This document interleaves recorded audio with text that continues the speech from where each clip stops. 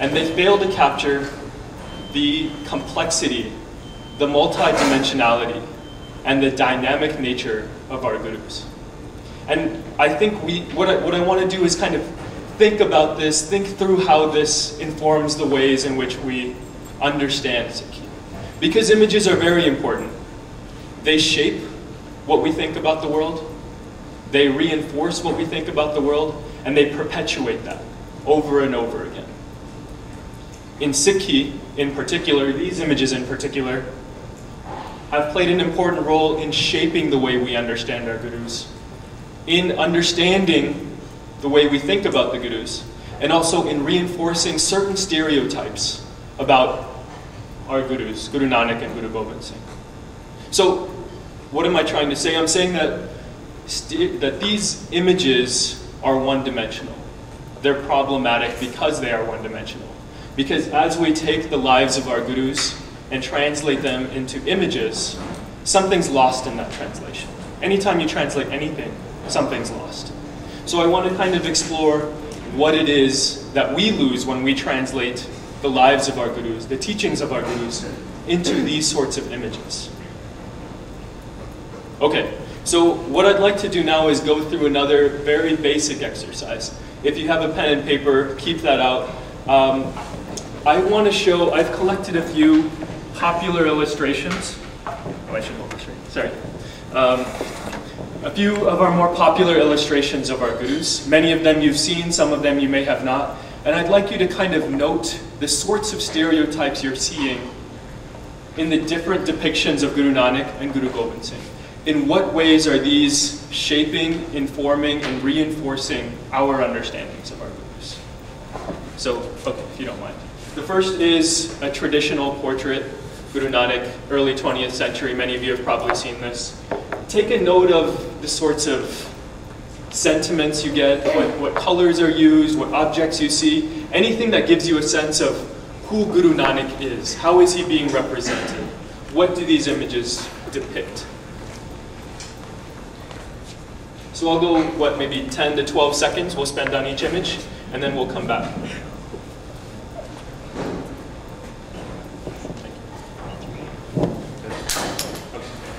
Next, another early 20th century portrait of Guru Gobind Singh.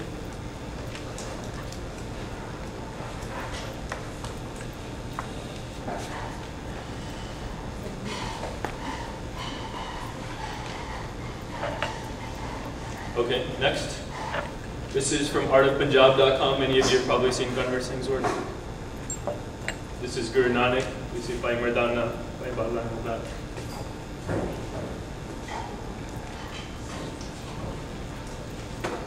And the next is also from Gunvar Singh, Art of Punjab, Guru Gobind Singh.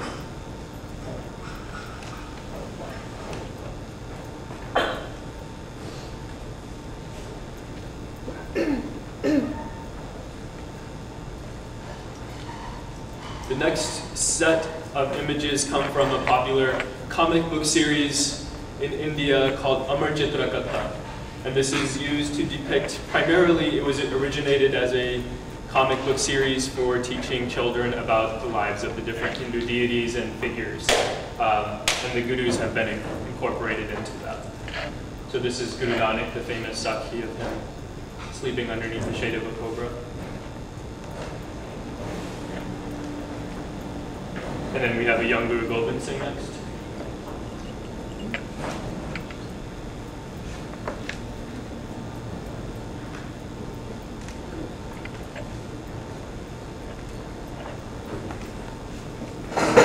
And the next one is a depiction of Guru Nanak in the Sakhi, what we call Sajja Soda.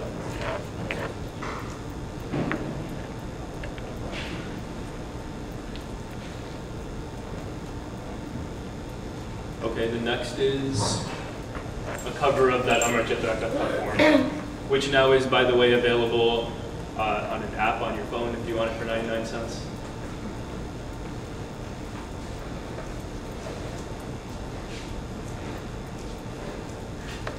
The next set of images come from the new SikhNet Stories for Children series. This is Guru Nanak underneath the cobra.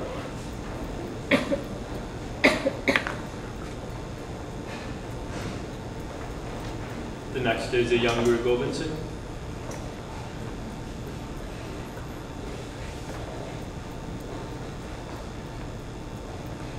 And then Guru Nanak again.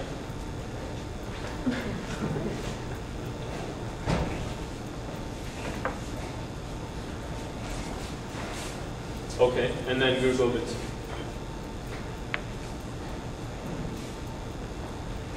The Sakhi where his Sikhs are fighting to volunteer for him to test out his new gun. The next is Guru Nanak with Bhai Lalo and Malik Bago.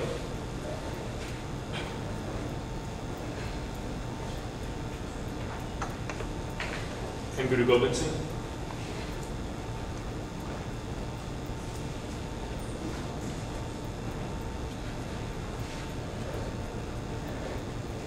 Okay, and the last is another image of Guru Nanak from the Amar Chitra Katha series. So now, at this point, we've looked at some of the popular representations of our gurus. We've looked at traditional portraits, we've looked at modern art, we've looked at comic books, we've looked at online children's stories. And we're kind of, I think, at this point, getting a sense of these sorts of stereotypes and tropes about our gurus, particularly Guru Nanak and Guru Gobind Singh. I want to get into some group discussions in a moment, but for now, before we do that, I found this YouTube video that I wanted to share with you.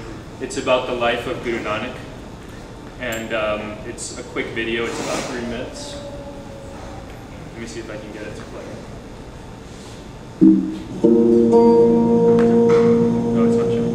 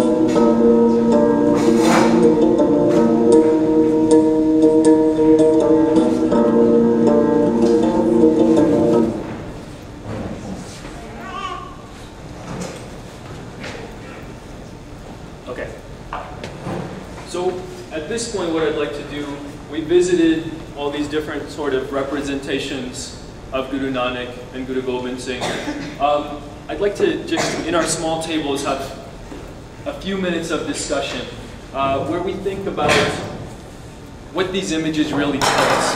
What do they mean? What did we observe? I've put up a set of basic discussion questions. You don't have to stick to these, but just to stimulate conversation. What key words came to mind? What kind of personalities do they project? And how do these reflect Sikh belief systems or a Sikh belief system? So take your time, 5 minutes, and I'll and then we'll regroup a little bit. Ji ki fateh.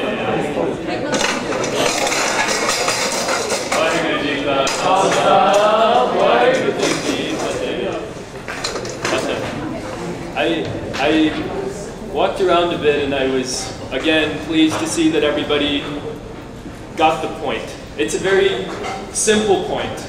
Nothing too extraordinary, but something that I think is very important. And I just want to take a few seconds to kind of tie this up a little bit neatly so you know where I'm coming from. In short, as everybody has been discussing, it's very clear that our popular memories of Guru Nanak and Guru Gobind Singh are divergent. We often see them as polar opposites. And this, to me, is a major problem. And this is something we'll continue to explore throughout this workshop. These images, as I was mentioning, they don't just represent how we think about the Gurus. They also reinforce and perpetuate these thoughts. And that is, I think, very dangerous, because as we continue to grow as Sikhs, as a community, and we continue to raise new Sikhs, these basic distortions of Sikhi, of our Gurus, become entrenched in our understanding of Sikhi. And so we become producers of a distorted version of Sikhi, something that is not original in our teaching, something that is contrary to Guru. And so what we end up doing is we oversimplify. We create false dichotomies, and we end up with basic theological distortions that lead us in a path that is very difficult to, it's very difficult to return to a correct, authentic understanding of Sikhi. Guru Nanak, as we've been discussing, is depicted as a passive, apolitical, asocial, stagnant individual. And if you noticed in a majority of the images of him, he's either sitting or he's sleeping. A very interesting thing I just happened to notice. Whereas Guru Gobind Singh is moving, he's active, he's a warrior, he's royal, he's regal, he's got the kind of political garb, he's sitting on horses, he's doing stuff. Very sharp contrast in these images. And I think these oversimplifications, we need to identify them, we need to address them, and we need to move beyond them. And it's not just images. Images is just an opening exercise where I wanted to call attention to the fact that things that we see every day are very dangerous and we need to identify them. But we'll move beyond images in a moment. What I'd like to do here, I know it's a long session. Do you feel like you would like a 2-minute break, stretching break? We're okay? Okay, thanks, Reggie. Let's see, where was I? Here. Okay. Sure, so we can go forward. As I was saying, by calling attention to illustrations, I don't mean to suggest that they're the source of the problem. I don't even mean to suggest that they are a key problem. What I'm trying to do is show you that this larger issue is a major problem. The issue of these false dichotomies. The tendency that we have to think of Guru Nanak as being very different from Guru Gobind Singh is the problem that I want to address. So images, illustrations, that's one way in which this problem is manifested. Another way that we can see this, and I think it's a very interesting way we can see this, is through the production of history, academic scholarship, which is very powerful in shaping the way that we understand ourselves and in the way that other people understand us. So what I'll do here is very quickly talk about the major players who have contributed to this sense of a false dichotomy, and I'll talk about the major implications of this. Again, going back to that question, why does this really matter? Why should we care that Guru Nanak is presented as apolitical, Guru Gobind Singh is presented as political? I mean, they're essentially the same person. We know it as a community. We know it for ourselves that they're the same thing. They're the same jog. Why does it matter? So I'm going to try to address that as we go. So this gentleman you see here with the amazing mustache is Ernest Trump. He's a German scholar who was hired by the British government to translate the Guru Granth Sahib. You may know him. He has been, you may have heard his name. He is notorious for, in his translations of the Guru Granth Sahib, for keeping it on his desk, keeping his feet like this, and smoking cigars. So it's not to trash him, it's just to give you a sense of his understanding of Sikh. He famously called, in his introduction, he famously called the Guru Granth Sahib incoherent, shallow, and repetitive. He also, in his introduction, explicitly says that I was supposed to translate the entire scripture, but I'm stopping before I get to the halfway point because there's nothing new that's being said. There's no value in continuing to translate. So this is Ernest Trump, and it's very important because he was the first person to translate Gurbani. He basically lays the framework for how people in the future will be thinking about Gurbani. He basically sets the rules, he sets the standards. And what does he think about our gurus? He, very similar to his understanding of Gurbani, he thinks that their lives are incoherent. He thinks that the ideologies of the gurus are disjointed. He thinks that Guru Nanak and Guru Gobind Singh are very different in their ideologies. And he says, I'll show you a quote here. Let's see, that demonstrates this. Can I have somebody read this out loud? Please, thank you. Up to Guru Arjan, the Sikhs were a community neither very numerous nor much taken notice of. Their gurus leading the life of fakirs and being adverse to outward show and pomp. The state was changed considerably under Guru Arjan, who was an enterprising and active man, and the first guru who meddled with politics, Guru Hargobind, has given quite a different appearance to the Sikh community. The peaceful fakirs were changed into soldiers, and the guru's camp resounded with the din of war. The rosary was laid aside, and the sword buckled on. Thank you. Okay, so what do we see here? We see up to Guru Arjan, the Sikhs were a community, one half. From Guru Nanak to Guru Arjan, we have one ideology. From the time of Guru Hargobind, as he writes, completely different appearance, changed, and they moved from the rosary, a spiritual, right, mystical tradition, to one with the sword, a militaristic, a martial, a violent tradition, right? We've all heard these sorts of stereotypes. All of us have grown up with the basic story that Guru Nanak was spiritual, Guru Angad, Guru Amar Das, Guru Ram Das, Guru Arjan is martyred, he's executed by the state. Guru Hargobind says, we need to take out our swords. We need to become militaristic. This is the story that we've all heard growing up. Whether we hear it in our gurdwaras or not is immaterial. We've all heard this basic story, and to be honest, this is how I've understood Sikh history for the longest time.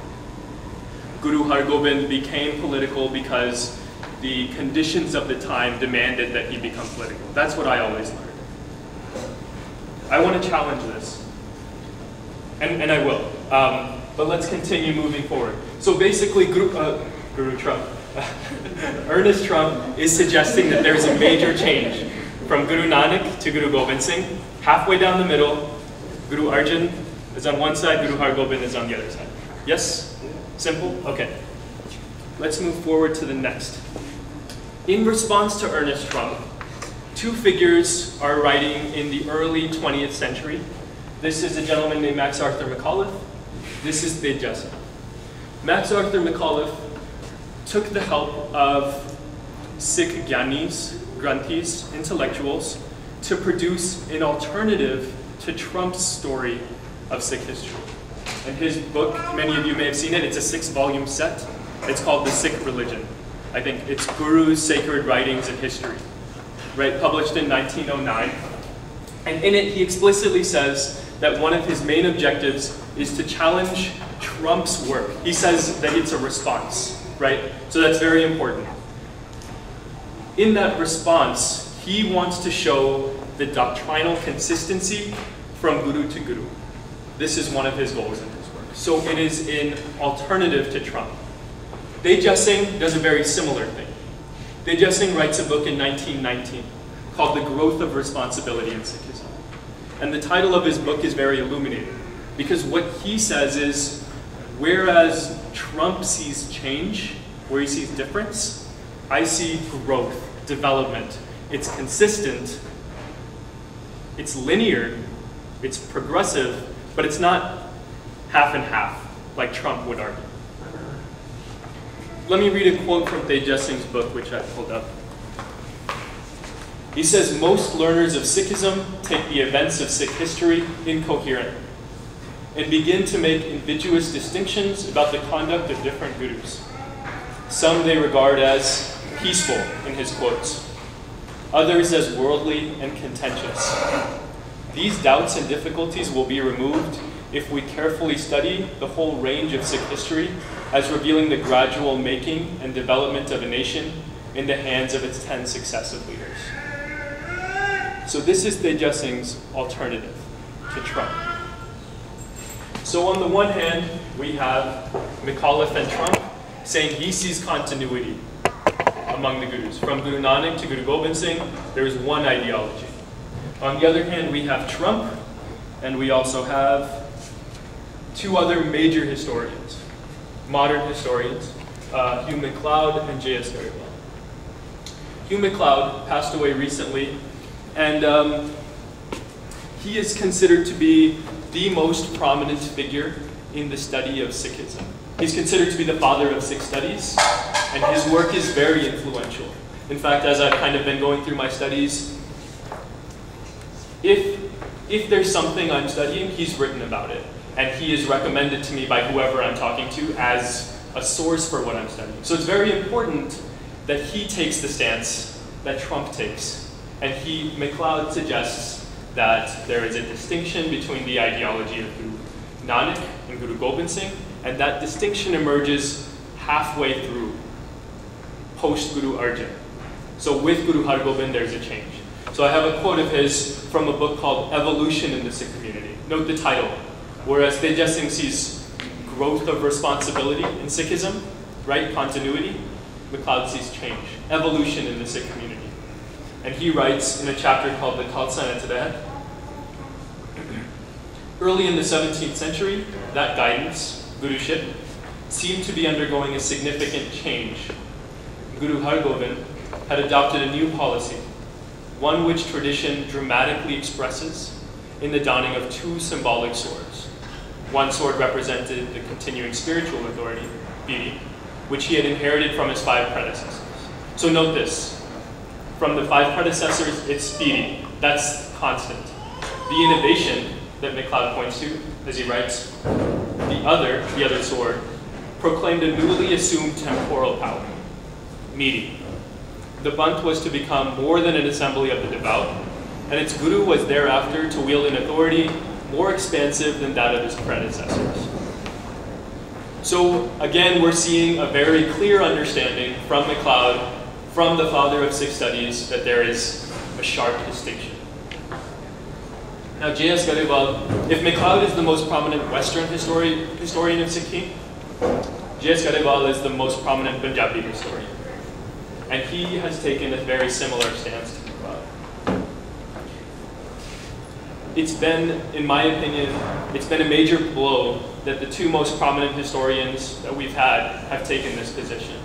I can share J.S. Garibald's quote from his work on the Sikhs of the Punjab. It's very similar in orientation to that of MacLeod's views.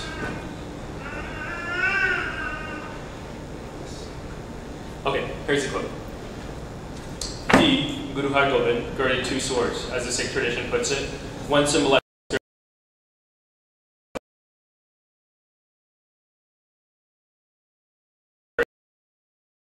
platform which came here.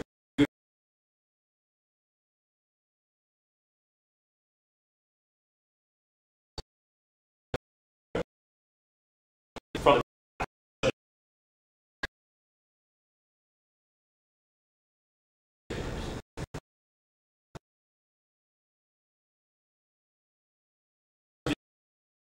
the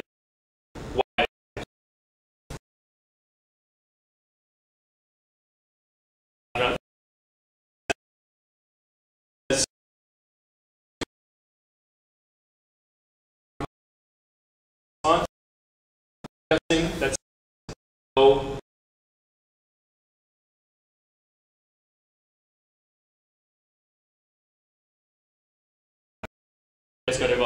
have argued that the same thing as Trump, half and half split. Guru Nanak to Guru Arjan, Guru Har Gobind to Guru Gobind. Okay, clear? Okay, here is where I think it gets a little bit crazy, so bear with me. There is a notion, the notion of Guru Nanak as being exclusively spiritual has kind of taken a life of its own. And I kind of want to trace this out for you because it's very, very important. In the mid-20th century, so 1900s, mid-1900s, scholars came up with the category called Sant, right? Same word we're all familiar with. And this category was very similar to how we understand the word today. Sant is somebody who is very spiritually oriented, somebody who is very saintly. And this category applied to North Indian Bhagats with whom we're very familiar. So it included Bhagat Kabir, Bhagat Ravidas, Bhagat Namdev, and they also included Guru Nanak in this category.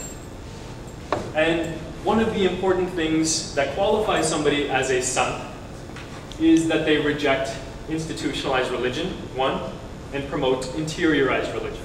Interiorized religion is their fancy way of saying exclusive spirituality, right? No concern with the outside world.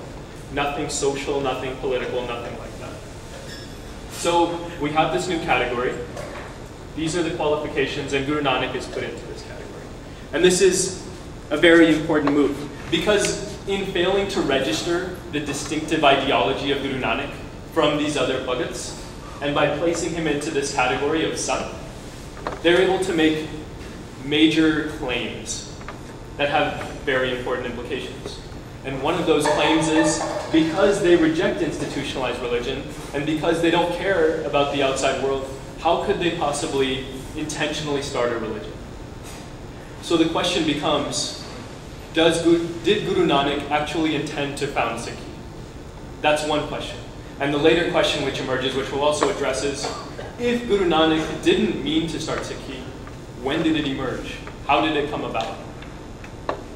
So this move that emerges from these false dichotomies that we've constructed have really put us in a bind, because we've all heard questions like, isn't Sikhi a blend of Islam and Hinduism? It's related to this phenomenon, this scholarly move. So let me share a quote with you from MacLeod, who had contributed an essay to a book called The Sants. It was a volume of essays, excuse me.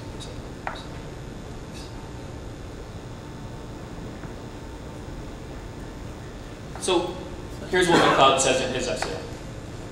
Sant doctrine, with its strong emphasis upon the interior quality of religious devotion, offers no overt encouragement to the emergence of religious institutions or formally organized communities.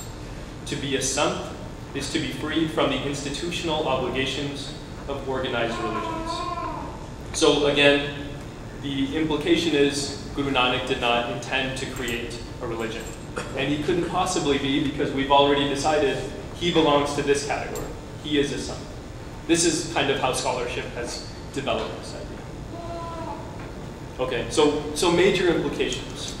And the next slide title is a major implication. Awesome. The next point that I want to talk about is a little bit outside of the field of Sikh studies.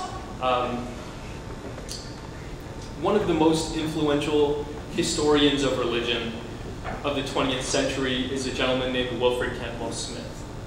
And if you take intro level, maybe not intro level, if you take a seminar on the study of religion, you'll read them. And in fact, every one of my advisors in my different levels of education has been a student of his. So a very far-reaching impact that this gentleman has had. He was a professor at Harvard in the mid to late 1900s, and his ideas continue to be very important to people, even though they're a bit outdated. People still use him and refer to him all the time. It's a funny thing that academics do, where like stuff is old, but you're like, oh, but he was important, I should still refer to him or something. I don't know why. Anyway, so his research and theories have had a profound impact on Sikh studies. And as you'll see, he takes the notion of differences among gurus and he adds this dimension. He suggests that precisely because Guru Nanak was exclusively focused on interiorized religion, because he was a mystic, he didn't need to create a community. And I would quote, if somebody doesn't mind, would somebody read this out loud? Guru Nanak is sometimes called the founder of the Sikh religion. I have argued elsewhere that no great religious leader has ever founded a religion. Certainly not Nanak.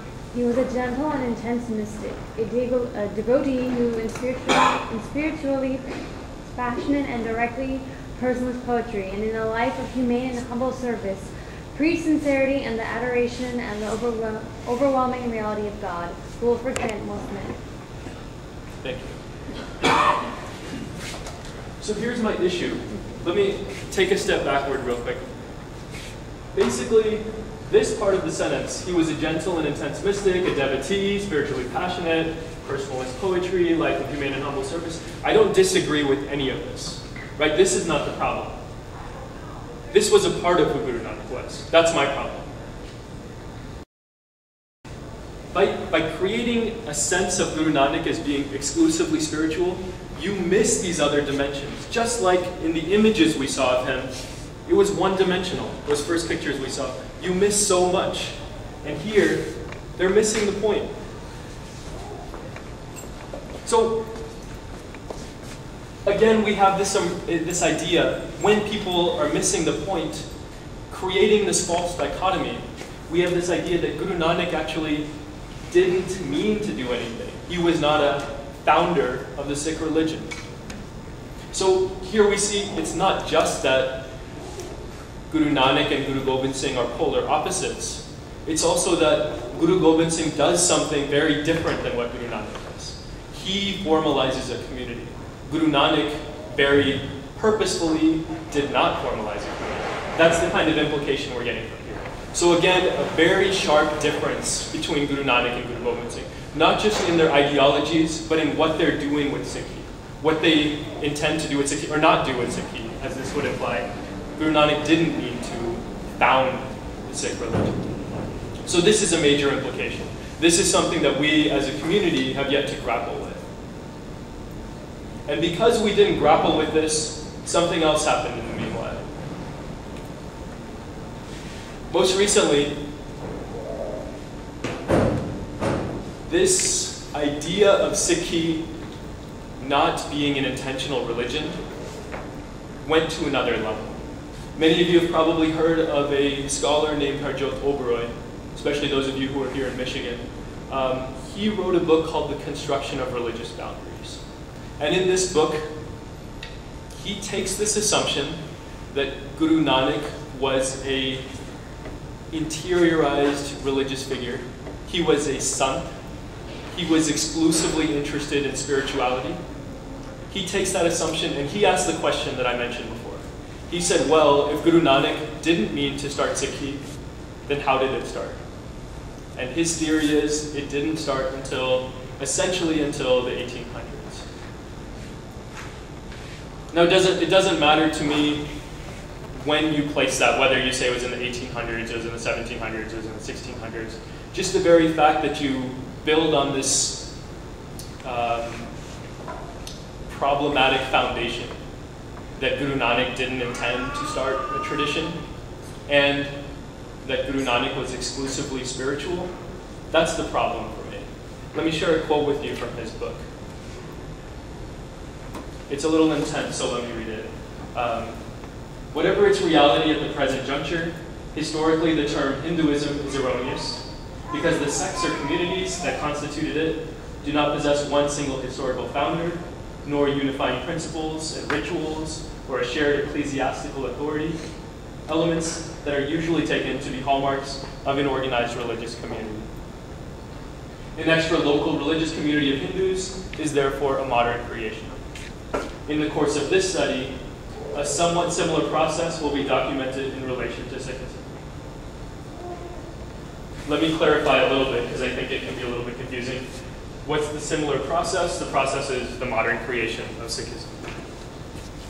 This is the foundation of Harjot Oberoi's book. And this happens because these false dichotomies have turned into senses that Guru Nanak did not intend to create a religion, which turned into this. And in fact, this book was in a major award-winning book among, in the larger field of the study of religion, not just in Sikh studies. So my friends who study South Asian religions, if in a course they are assigned a book to read, it's often Harjot Oberoi's book. So it's a problem. And this is what I think is critically important, because by allowing something like this to happen, we subject ourselves to the sorts of questions, you know, if Sikhi wasn't intentionally created by Guru Nanak, is it a confluence of Islam and Hinduism? This is a very basic form in which we receive the question. But there are also more complex ways in which, whether you are a public intellectual, whether you are representing Sikhi to other people, whether you are an academic like myself who is trying to grapple with issues like this, because there is no attempt to resolve these basic issues, we're kind of reaching and not able to grab onto it. Yes, please. So you mentioned that in South Asia, your colleagues gave a joke for a book, and that you saw that it's a problem. Could you just clarify if you went through that? But my point was basically, for somebody to receive, if somebody's receiving an introduction to Sikhi, even in an academic setting, and this is the book being assigned, this is the interpretation of history that's being presented, then that's problematic because the book itself is problematic. It doesn't, we can get into this more later, it's more of an academic issue, but Harjot Oberoi's book does not ground itself in the earlier tradition. He hardly has any reference to the early period. He hardly has any reference to the Guru period. It's primarily, the source work is primarily 19th century documents. And so while he's very good in his ability to work with colonial documents, the foundation itself is shaky. So, okay. Let me just recap very quickly. It's just the same narrative that I presented to you. It's these false dichotomies with which we started, Guru Nanak and Guru Gobind Singh. Guru Nanak, in that image that we saw, he's presented as purely spiritual. In these quotes that we saw in the literature, he's presented as purely spiritual. And the scholars have rejected that he purposefully created Sikh. And so the Sikh religion has not been seen as distinctive in any way. This is the basic story so far. Okay? Does everybody follow any questions at this point? Yes.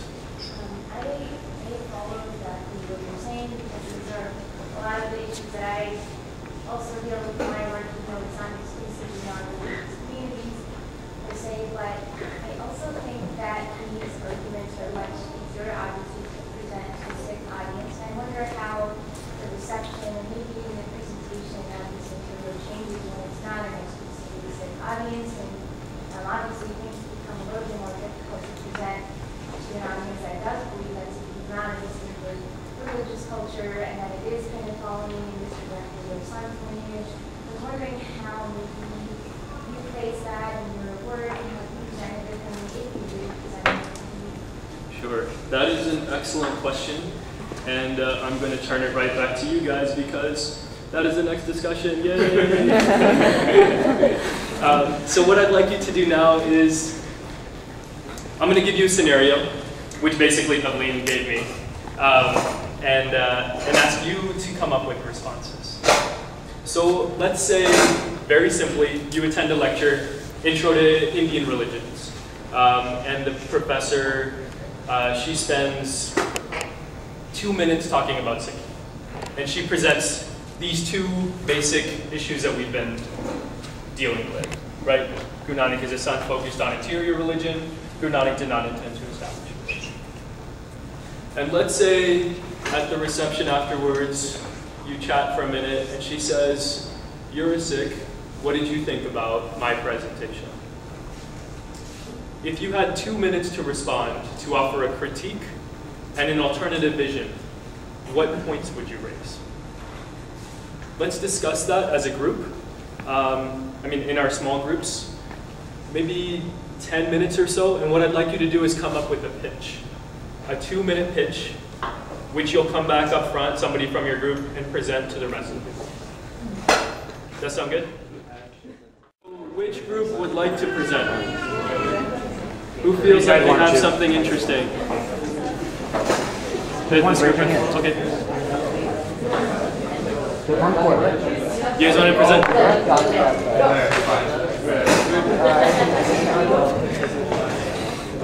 Remember, cool people can't hear.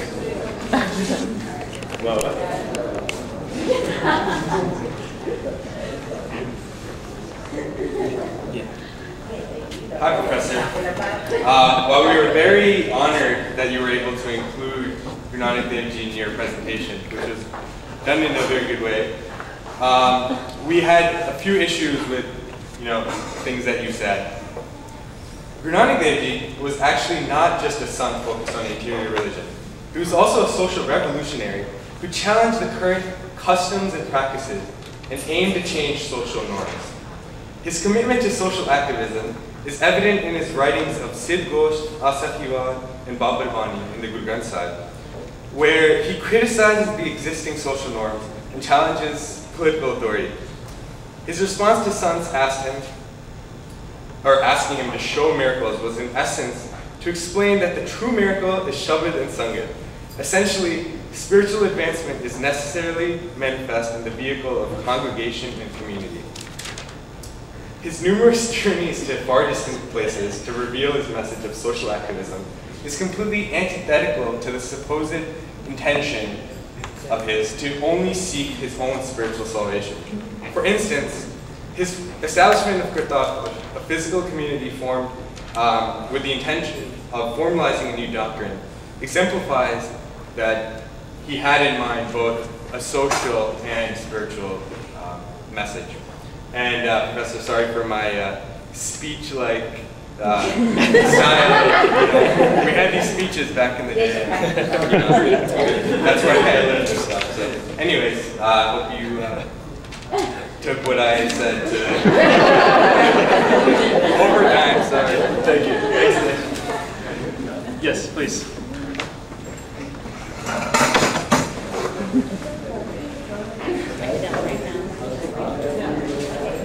So, alright, so one of the things that, if I was ever told that Sikhism is not a religion, well then I would probably be questioning myself that what am I? If I'm not a Sikh, then what have I been following? What have I been doing my entire life? One of the first questions that my group decided to answer was, what is a religion? So if you guys can take a second while I'm speaking, to think about what do you think a religion is? So over the years, basically I just decided to come to the conclusion that religion can be a lifestyle. If you are a follower, as we are Sikhs, so we are disciples. As disciples who follow something. So if you have this idea of that there's a leader, then is that not a religion? You are following a conduct. You have a set of principles that you have to follow. There's things that you believe in. You have values, you have morals, you have practices. So, did Guru Nanak start a religion? Well, yeah. Given the circumstances that there were back in the day, he questioned. He was like, how is it that you throwing water into a river is going to, at 6 o'clock in the morning, is going to reach your ancestors? Is this practical? Is this realistic? And so Guru Nanak basically gave us a realistic approach to the world, something that is practical, something that is feasible to our life. I think that. Okay, so when we say Guru Nanak is a son focused on interior religion, Well, he tells you to incorporate spirituality and believe that you are not, he teaches you not to be self-centered.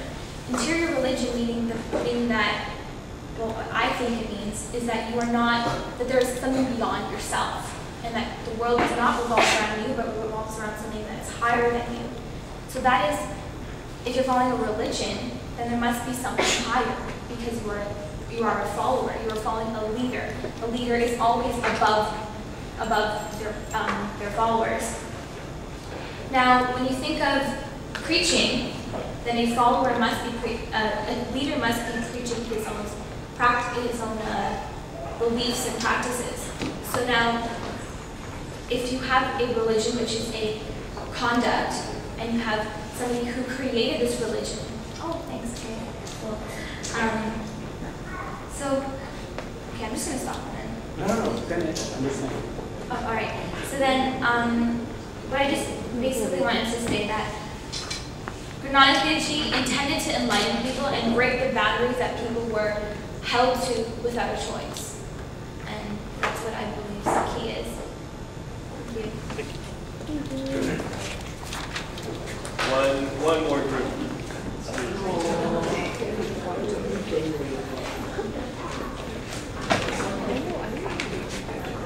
I think we had a lot of interesting points. I'm trying to depict everything that we discussed. But basically what we're trying to do and what we're discussing in the group is gather what was said in the presentation and contradict probably every word, at least every essential thing that goes with these points here.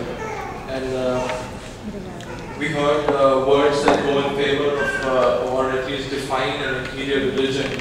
And that was associated with being apolitical.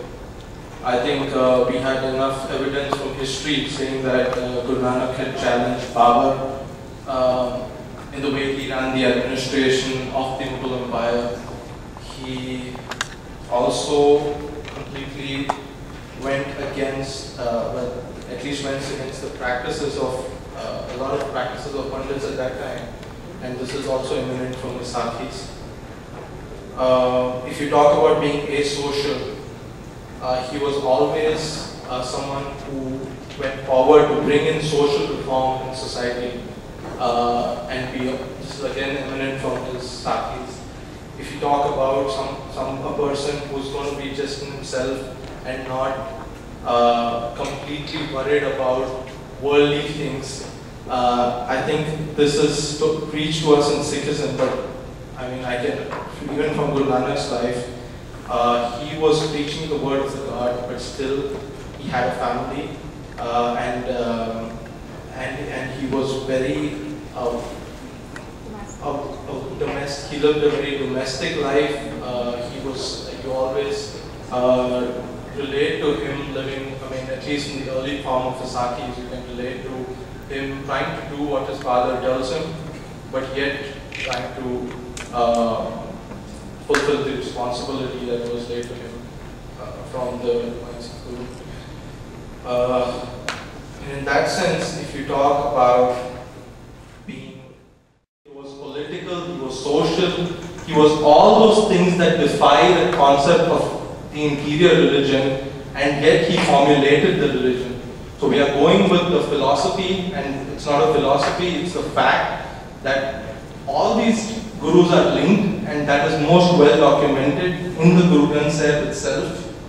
And secondly, the reason why the Guru Granth Sahib is documented in this way is to render context to the Guru Granth Sahib, and that was the form of history in order to aspire to be that one complete human being, which we see in our 10th Guru. And that's why there is no other Guru, because there was no need for another Guru, because we found that complete human being in the last Guru.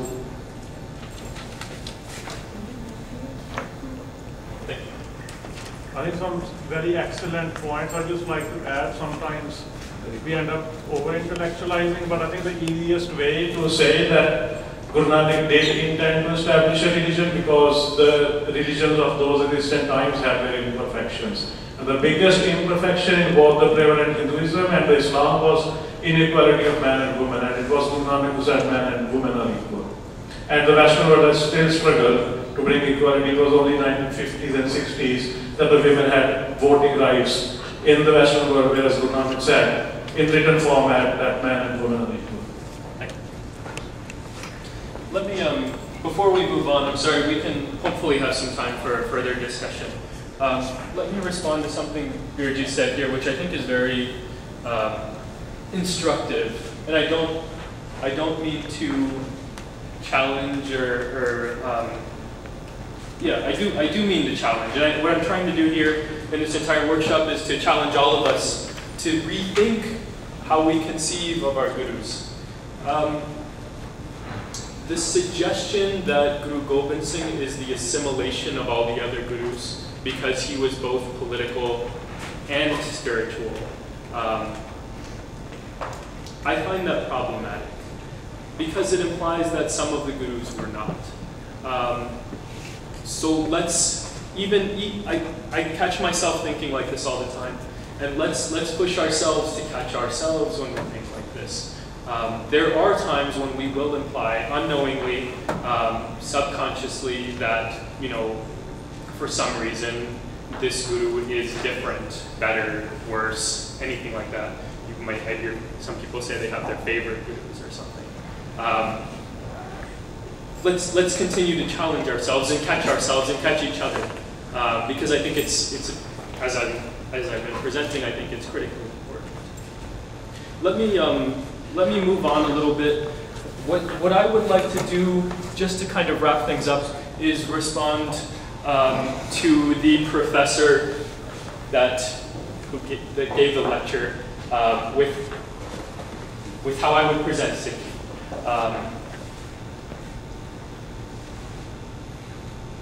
I would start with the second of the two questions that I raised, the question that Sikhi was not intentionally established. So let me kind of get at that a little bit. The first point that I would raise is that Guru Nanak writes his own Bible. And this is an important point in two ways. One is that he is establishing a new scriptural tradition. So if your definition of religion is that it has to include scripture, we have that from the time of Guru Nanak, both in his own writings and in our biographical traditions of Guru Nanak. In the PRITAM Sakhi itself, it refers to his writing and it also refers to his work. So that's one. The second important issue is that Guru Nanak claims a distinctive revelation. He claims that he is receiving the message from God himself, from the divine, from Vaheguru, and he is communicating that message. So this is another very distinctive point. And this ties into a third point, which is that we have a distinctive institution of authority and leadership, the gurus. We don't accept any other prophets, right? Muhammad, Jesus, Buddha, Guru Nanak. Right, so if your definition of religion includes the necessity of prophethood, Guru Nanak. Okay, so these are basic points. A third example that these are points that I think many of you are familiar with. There are others that many of you may not have encountered, and I'll just speak to those a little bit. So, our popular tradition has remembered initiation as beginning with the time of Guru Gobind Singh, right? We call it Khande di Pol, Amrit, and we assign that to Guru Gobind Singh. We have credible evidence from the time of Guru Nanak. There was an initiation ceremony called Jaran Pol. And this is very important because if you have an initiation ceremony, the assumption is you have something to be initiated into. You have a community, right? Guru Nanak has he has a sense that there is a community. And as part of that sense, he is, as I think Desh mentioned, he's establishing community centers. Now we call them gurdwaras. During Guru Nanak's time, they were called dharamsalas. And these centers were for education, they were for shelter, they were for food, all sorts of institutions built into the larger institution of dharamsala. But the very fact that Guru Nanak is traveling, as you mentioned, and establishing dharamsalas indicates that he believed there was some sort of community. He believed that he was establishing something. So these are basic issues. Let's see. Another aspect that Benji mentioned here, she's standing back there now, is discipline, which in our tradition we refer to as rahat. From the time of Guru Nanak, there is evidence of a distinctive discipline, which basically served as the groundwork for the developing rahat. So from Guru Nanak's time, we have Nam, Dan, Ishnan. Another form in which we remember his rahat is Kir Karna, Nam Japna, Vancha. These are the cornerstones of our rahat. So this is another basic example of what constitutes a religious tradition from the time of Guru Nanak. We also have a unique belief system, Gurmat. We have a unique literary tradition. We have a distinctive script, Gurmukhi. We have a unique leadership, as I mentioned. All of these are very simple examples that complicate the assumption that Guru Nanak did not intend to create a religious community. And there are other ways we can think about this too. So for example, if we look at contemporary writings, or writings from the times of the Gurus, we have this line from Bhai Gurdas, for example. Sorry, the slide got messed up. Then that should be up there. But Marya Sikka Jagat Vich Nanak Nirmal Panth Chalaya. So look at the imagery here. It's a very political imagery. Guru Nanak strikes a coin within the world. Currency, right? Very political. And he initiated a flawless religious community. The reference is Bhai Gurdas Var 145, in case anybody was looking for that. Sorry if that messed up. In addition to early Sikh literature such as Bhai Gurdas, Puratan Janam Sakhis, we can look at a number of other contemporary writings. We also have accounts from outsiders looking in, who see the Sikhs as a distinctive community. So European travel writers, we have references. We also have contemporary writings from Muslims. So for example, the Emperor Jahangir, he had his memoirs, Duske Jahangiri. He refers to the Sikhs as a distinctive community. We also have, some of you may be familiar with the Dabistani-Mazahib, which is essentially an outsider talking about experiences with different South Asian communities, in Persian as well. That refers to the Sikhs as a distinctive community. We also have a very interesting case, which I plan to build into my dissertation, writings from other, what we now call Hindu communities, like the Dadu Panthis, in which they group the Bhagats in one category and group the Sikh Gurus in another category. So a very interesting distinction that we see. That, in case anybody is interested, you can find that in the Sarvangi of Gopal Das, Rajasthan. So anyway, we have a ton of evidence that suggests the distinctive and intentional foundation of Sikhism. And these are internal as well as external, right? Sikhs writing as well as non-Sikhs writing. And there are a number of other distinguishing features. We can get into those later. I think it's definitely worth all of us thinking about these issues. What is it that complicates the assumptions that Guru Nanak did not intend to start a religion, and that Guru Nanak was exclusively spiritual? The other question that I would discuss is the one that we discussed about Guru Nanak being exclusively spiritual. There are tons of examples. You guys did a great job of raising some. I just gave a few examples, and actually each of these people have mentioned. Publicly defying oppression. People mentioned Babur Bani, which is, for those of you who may not know, Babur, who was the first Mughal emperor, he arrives in South Asia, and in doing so, he essentially massacres a bunch of indigenous civilians. And Guru Nanak explicitly and openly speaks out about this, and he does so in 4 shabads. And these 4 Shabads have been called a collection. This collection has been called Babad Bani. And in these, he's pretty explicit, politically speaking out.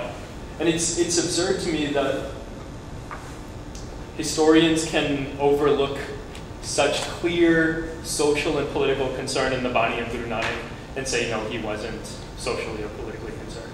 So for example, in one of the Babad Bani lines, he says, "Je sakta sakte ko mare, je sakta sakte ko mare, taman dosh na ho."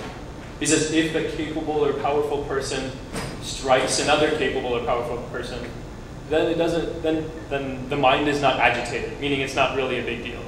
But if, in the imagery he uses is, if a tiger attacks a flock of sheep, meaning a powerful being attacks innocent civilians, helpless civilians, then the master will be accounted for, right? So a very clear, this is nothing if it's not political, right? Very clear, harsh words for the emperor of the time, equivalent to if one of us was to write or speak out about Barack Obama, let's say, right? It's nothing if it's not political. These are political figures that they're dealing with. So a very clear example, I think, both of the groups who mentioned Babad Bani. And there are many of other examples in which Guru Nanak talks about oppression. We all know these: gender issues, caste issues, poverty issues, things that continue to be issues for us today. I appreciate Virji's point that Guru Nanak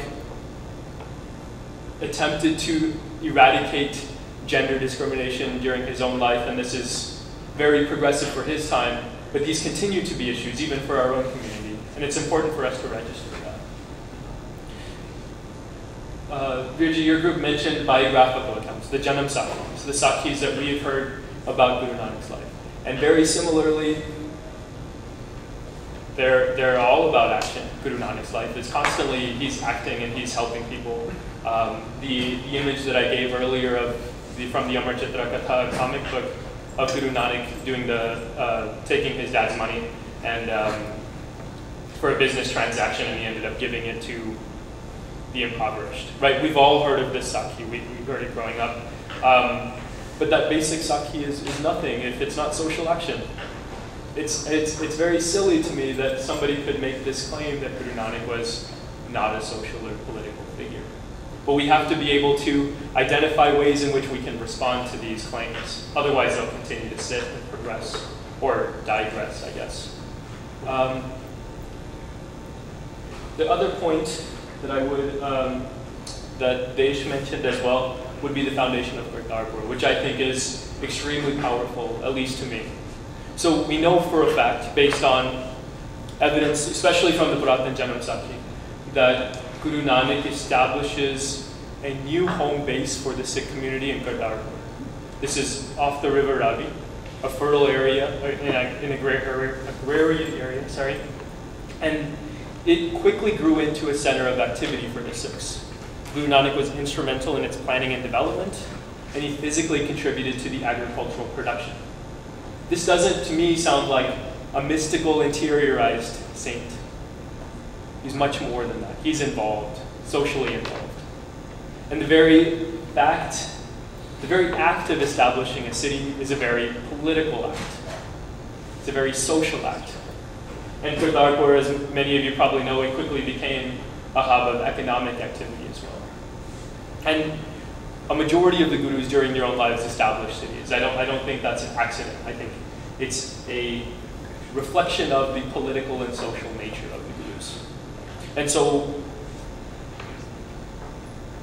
I think it's also important to register the fact that the gurus adopt, and the Sikh community adopts, very political terminology. So for example, we refer to our gurus as Sacha Paksha, the true emperor. That's a very political statement. We refer to our divans as divan. It's a Persian word for court, or we call it darbar, also a Persian word for court. These are Mughal terms that we've adopted and said, no, we are the real political authorities because our emperors are the true emperors. You guys are secondary. So this is very reflective of the Sikh ideology. The Gurus saw themselves, as did their followers, as the spiritual and the political authorities. And even in the PRITAM Janam Sakhi, let me make another point and then I promise to finish.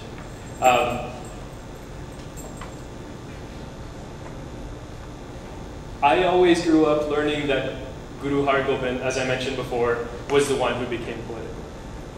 And I always learned that Guru Har Gobind, his innovation was this concept of miri piri, right? So as we saw with Trump and McLeod, the story goes that after Guru Arjan was executed, Guru Har Gobind added a new layer to Sikhism. He kept the spiritual and added the political. Right? He kept the piri and added the miri. A very interesting thing, and this is where I promise to conclude. In the PRITAM Janam Sakhis, Guru Nanak is referred to as the king of Deen o Dunya. For those of you who know Persian, Deen is religion, Dunya is the world. The king of religiosity and worldliness, or the king of spirituality and temporality, or the king of miri piri, sant sipai, deg deg. Another example we have of that is the term Raj Jog. Sikhi is very clearly an integrated worldview. By stripping it, cutting it in half and saying it's either spiritual or it's temporal is a major, major problem. In this line we have from Guru Nanak Raj Jog Jinmani. Guru Nanak is the one who enjoys the mastery of Raj Jog, of miri piri, of Deen o Dunya. It's a very different sense of Guru Nanak than we saw with the earlier illustration of Sobhasa, the exclusively spiritual Guru Nanak. For us, as we have in the Guru Granth Sahib, Guru Nanak is the master of Raj Jog. He is the masterful Sant Sipai. And this is the issue. He's not just a Sant, as we've seen in scholarship. He's not just a Sant as these historians have claimed. He's a Sant and a Sipai. And we need to, I think, as a community, reflect and revisit the way in which we think about Guru Nanak, and bring in these other aspects, and bring in the multidimensionality. Waheguru Ji Ka Khalsa. Waheguru Ji Ki Fateh. Love this talk, and I know that we kind of took the realm of looking at how we are projecting how Sikhi is manifested in different academics or to the external world. But I think what's interesting, like in our different conversations, I think a lot of different people understand this, that Nanak Dev Ji did modify both miri and piri, but I think we have to look at how we also teach our own community about it, because I've been doing camp now for a long time, or we do this symposium, and we ask our children to tell us individually what are the different contributions of the Guru to Sikhi. Like we say, what is the contribution of the Guru? Oh, miri piri. Every kid responds with miri piri, and that's the right answer. But it's not. And we're perpetuating our own problem, not just externally, but internally. And maybe we need to rethink how we're doing a lot of the classes that we do at camp, and just with our own youth and our own selves, about how subconsciously we're actually affecting our fun and teaching it this way. So we thank you for letting me kind of. Yeah, no, I appreciate that, and I think it's not easy.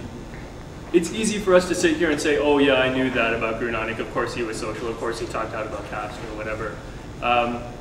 I think it's harder for us to actually try and apply that, like anything, to apply it to our own lives and be like, well, what am I doing wrong? What can I learn from this or something? But yeah, no, I appreciate that. And I would challenge all of us, including myself, to try and correct that in any way that we